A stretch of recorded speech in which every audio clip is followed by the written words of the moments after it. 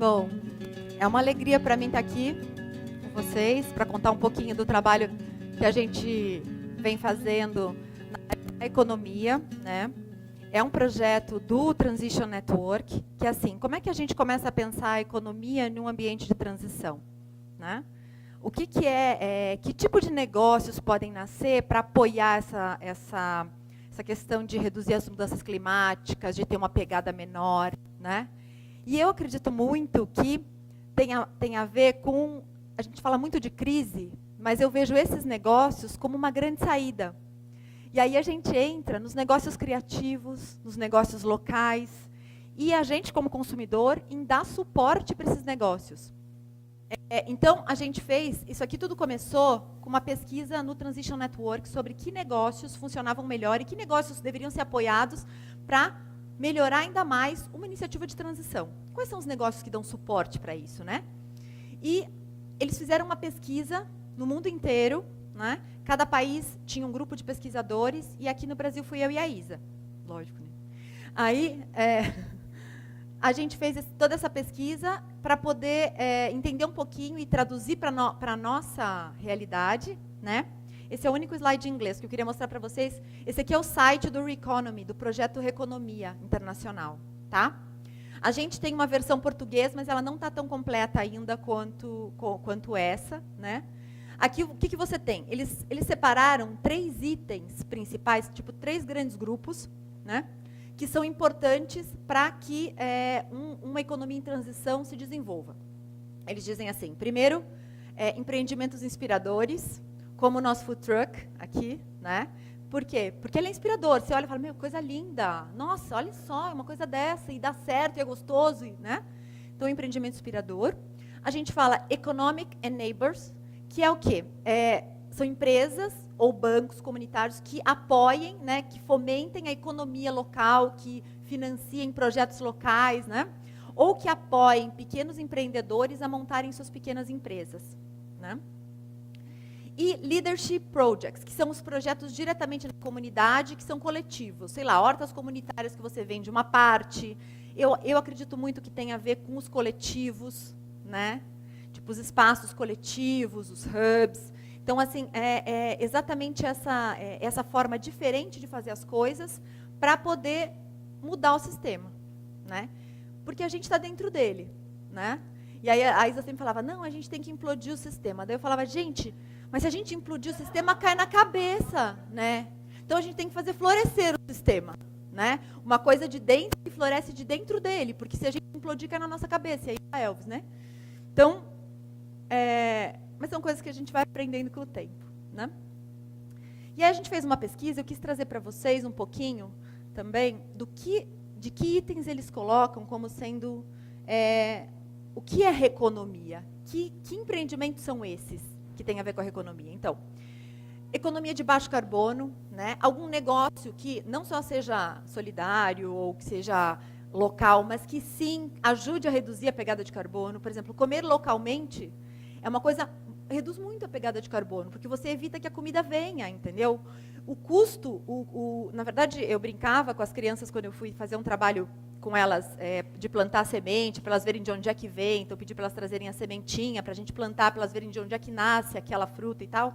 Na escola eu falava, gente, sabia que vocês comem petróleo? Elas ficaram me olhando assim, vocês comem petróleo, porque, na verdade, a sua comida vem de longe, em cima de um caminhão que é movido a petróleo. Então, isso aí também faz parte do que você come. Aquilo ficou na cabecinha deles, assim, acho que pensando, e cada vez mais eles falam, não, mãe, a gente come petróleo. Petróleo, e come mesmo, né? Chiclete, essas coisas também é petróleo, mas enfim. Menos consumo, né? E aí entram a questão da economia colaborativa, que tem muito a ver com os ambientes de transição, que são as redes, as conexões. Por quê? Porque elas fazem com que, a gente estava falando assim, depois eu vou mostrar para vocês, a gente precisa, muitas vezes você precisa de um furo na parede para pôr um quadro, não de uma furadeira, que vai ficar encostada sei lá quanto tempo, né? Não, por que não emprestar uma furadeira, fazer o furo, outra pessoa empresta a furadeira, faz o furo, né? Então, assim, essa conexão reduz o consumo. Então, qualquer coisa que possa reduzir o consumo tem a ver com esse fomento da economia de transição. Pegada reduzida, que é o que a gente fala, qual é a pegada desse produto, né? Qual a pegada do seu produto? Como é que você fomenta esse produto? O que ele traz de benefício, né? Que tenha como base ações para combater as mudanças climáticas, né? E também que tenha a busca pela equidade social. O que é isso? Que a gente possa trazer as pessoas que produzem, principalmente os agricultores e as pessoas que produzem, e que, assim, que possam melhorar de vida, que elas possam ascender, não ao consumo, mas ascender a uma conexão maior com a gente, né? Quando você fala do CSA, você fala de você conhecer o cara que produz a sua comida, né? É muito diferente você comprar de uma pessoa que você conhece, né? Ou de você comprar no supermercado, né? Não, eu sei que o supermercado está aí e tudo mais. E, ao mesmo tempo, a gente precisa fomentar que esses agricultores, eles tenham autoestima melhor e se juntem. Por quê? Porque, a partir daí, eles vão ser mais fortes até para negociar, né? Então, assim, olha, eu não vou vender para esse supermercado por um preço que não vai pagar o que eu gastei. Vou ter prejuízo. E acontece, né? Agora, se ele estiver sozinho, ele está perdido. Agora, se ninguém quiser vender, e aí?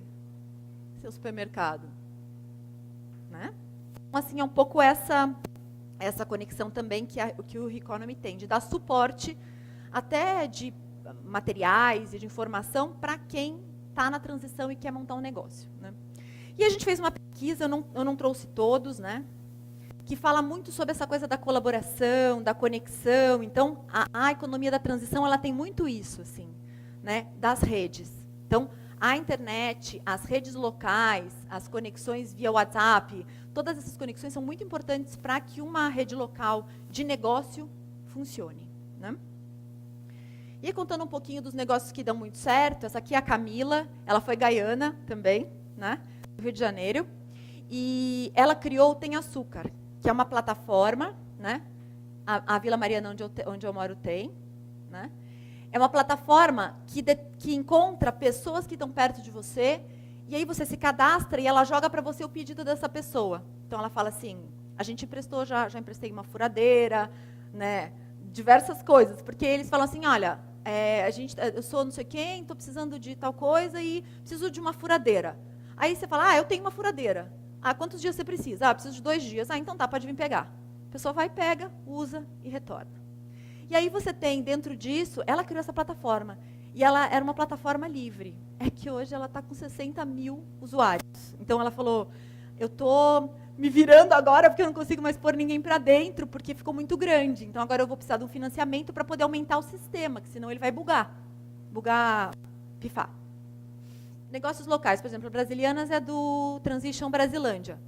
O que as meninas fazem? Elas pegam banners que não são mais utilizados, né? E fazem bolsas. Eu estava com essa. Essa não é delas, mas assim, elas fazem isso aqui. Elas fazem de tudo, E se você quiser, você leva um modelo e elas fazem para você.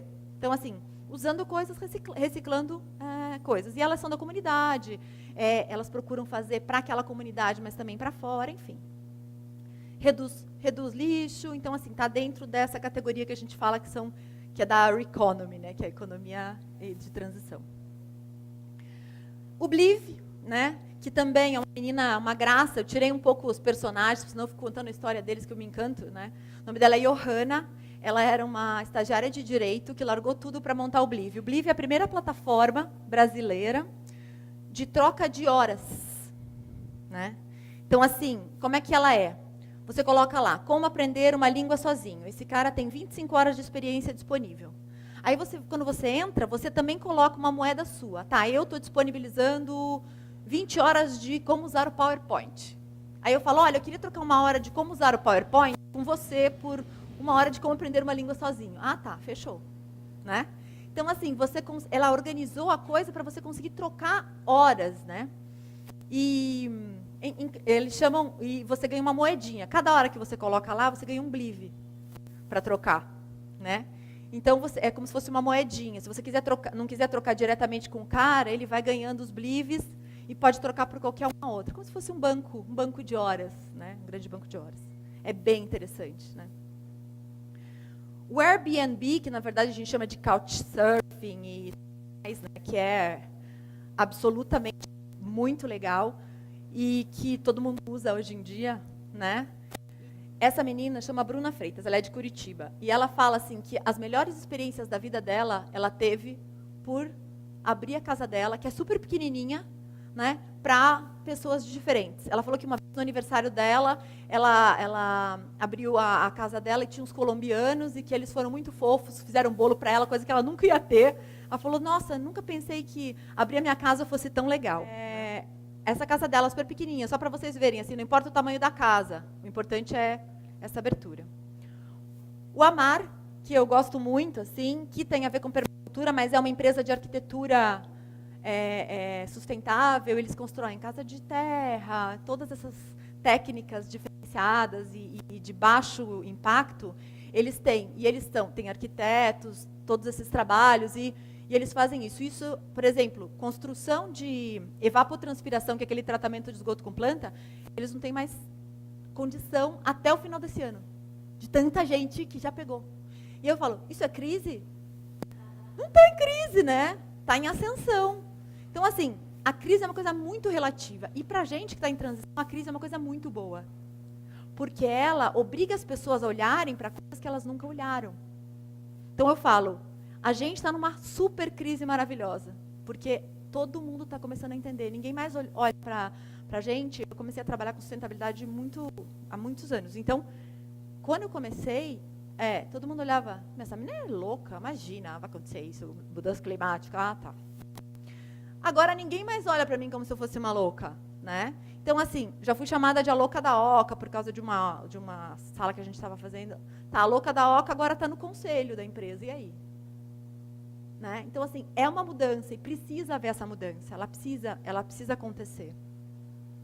Os courieiros que eu adoro, né, que é do Vitor Castelo Branco, que eles entregam de bicicleta, e entregam hoje para grandes redes, né? Até Americanas, Submarino, todos eles entregam de bicicleta, você pode escolher receber de bicicleta, né? E eles são muito legais, assim, um trabalho super bacana. Eu gosto do Spa Ventura, né? A gente começou uma transição em Ibiúna, né? Ela ainda está bem embrionária, a gente começou com os agricultores orgânicos, organizando eles em grupos para que eles pudessem vender de uma forma melhor, né? E o pessoal desse Spa Ventura, eles fizeram tudo lá, eles têm evapotranspiração, eles têm biodigestor, e eles têm uma coisa que para a gente ainda é uma coisa muito nova. Eles têm uma usina solar que atende a eles e devolve para a rede já. É uma usina grande. Essa é uma parte dela. Então, é uma coisa nova, mas que fora do Brasil é muito difundida, né? Então, eu procuro sempre trazer isso, porque todo mundo fala, nossa, isso é uma loucura. Cada vez mais essa tecnologia vai estar disponível e vai baratear. E quanto mais a gente investir nela, mais ela vai baratear, né? E é isso que a gente tem que fazer, já que esse governo é maluco e quer construir hidrelétrica lá na Caixa Pega e trazer tudo de fiação por dentro da Amazônia pra gente, tipo, hello, né? Então, assim, a gente precisa começar a ter noção aqui e fazer resiliência local, né? Então, a gente vai começar a pequena revolução. E é isso que a gente procura, né, fomentar. Por isso que eu gosto desse case deles. Assim. Além de toda a comida deles ser produzida lá dentro, toda a comida do spa, eles que produzem, as hortas e tudo mais. Tem uma...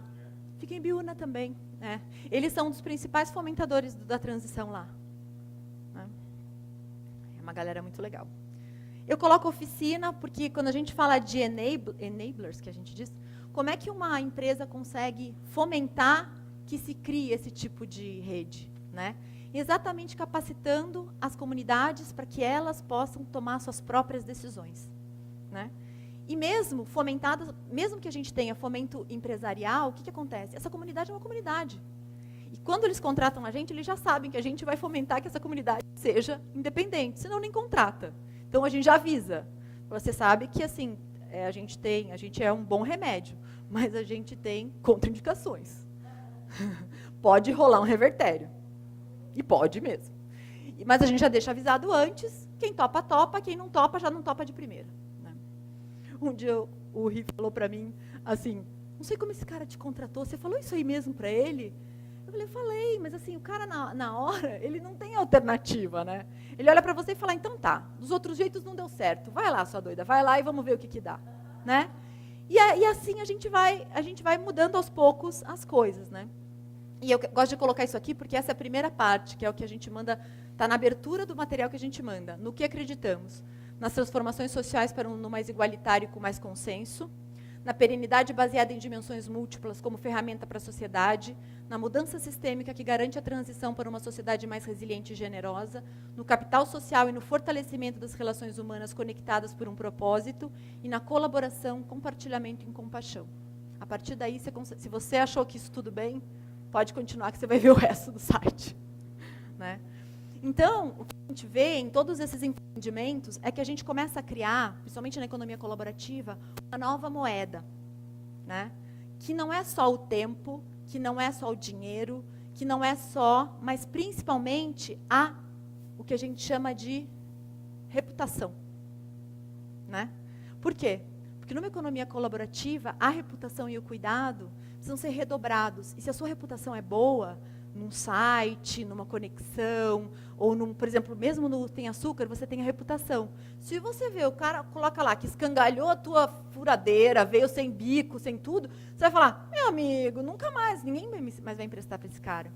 Então você obriga essa coisa que, na minha opinião, é uma coisa mais pessoal, que é a relação próxima. Tipo, você não tem coragem de estragar uma coisa que é do teu amigo e não devolver em perfeitas condições, né? Eu acho que isso faz muita diferença. E num mundo como a gente está vivendo, num mundo de muitas diferenças e muitas separações, eu acho que voltar para essa conexão e para essa colaboração é imprescindível. Enfim, aqui eu coloquei alguns sites que a gente usa bastante, que eu usei para fazer a minha pesquisa, né? Que vocês podem ver mais empreendimentos dessa maneira. Muito obrigada.